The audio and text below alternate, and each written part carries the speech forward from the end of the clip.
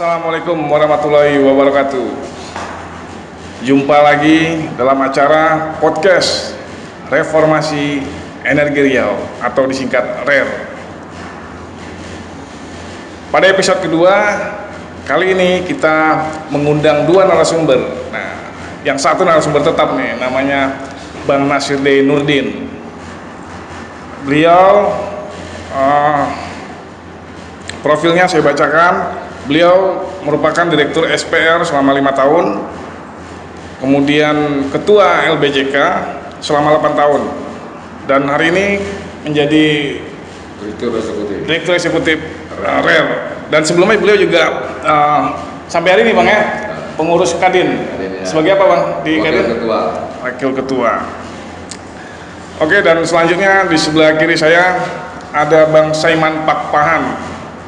Nah, ini beliau dosen yang selalu menjadi buruan pers dia ini beliau. Jadi setiap ada persoalan yang berkaitan dengan urusan politik, Saiman yang selalu diundang dan banyak memberikan masukan kepada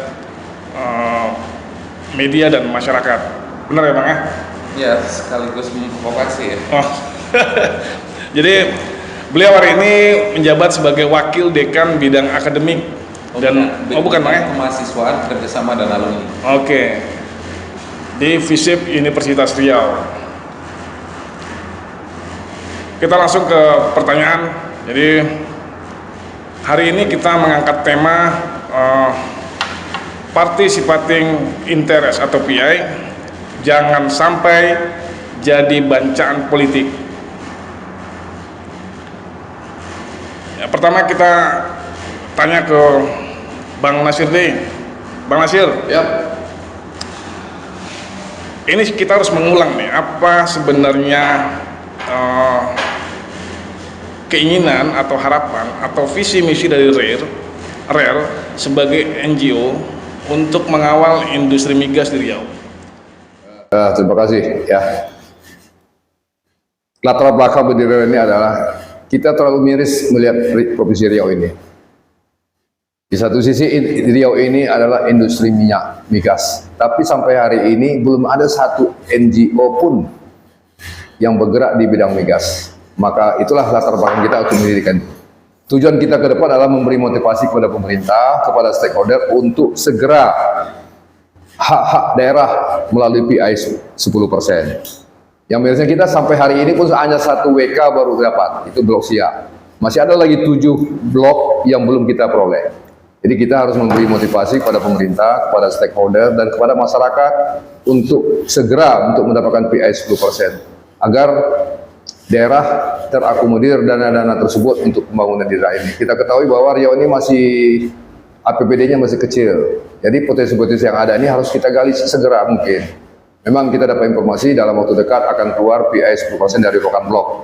Mudah-mudahan dalam tahun 2024 itu akan masuk dalam APBD dan dimanfaatkan sebesar-besarnya untuk rakyat Riau. Mungkin itu harapan kami. Jadi kita kembangkan RER ini karena ini motivasi 8 operator yang ada di Riau, satu pun nggak ada yang mengawasi. Kita berharap mungkin SK Migas yang mengawasi, mungkin nggak.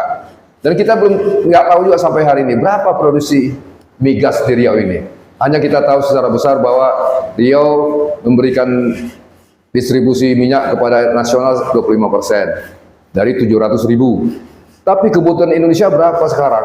Kebutuhan Indonesia sudah mencapai 1,8 barrel untuk crude. Jadi kita masih impor. Jadi negara Indonesia ini impor minyak, bukan penghasil minyak lagi, sudah impor. Jadi oleh karena itu kita ke depan agar kita memberikan motivasi kepada pemerintah dan kepada stakeholder untuk mempercepat segera tercapainya PI 10% untuk APBD kita sebagai pendapatan asli daerah. Mungkin itu Pak. Silakan Pak. Bang Nasir, terima kasih.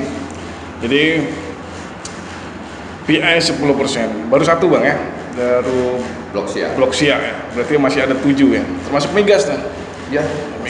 Maksudnya termasuk gas ya, gas bumi ya. Gas bumi. Jadi ada beberapa kontraktor migas di Riau, itu bukan hanya minyak fosil ya, tapi juga ada kontraktor gas bumi gitu, yang juga mereka berkontribusi bang ya. Ya, gas betu namanya itu. di Gas kapal. betul.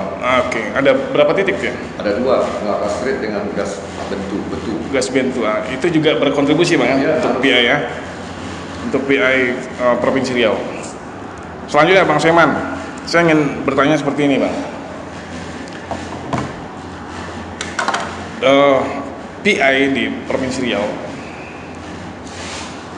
itu kan cukup besar bang. Informasi yang kita dapat tuh mencapai lebih 1 triliun. Ini kalau realisasinya benar-benar 10%.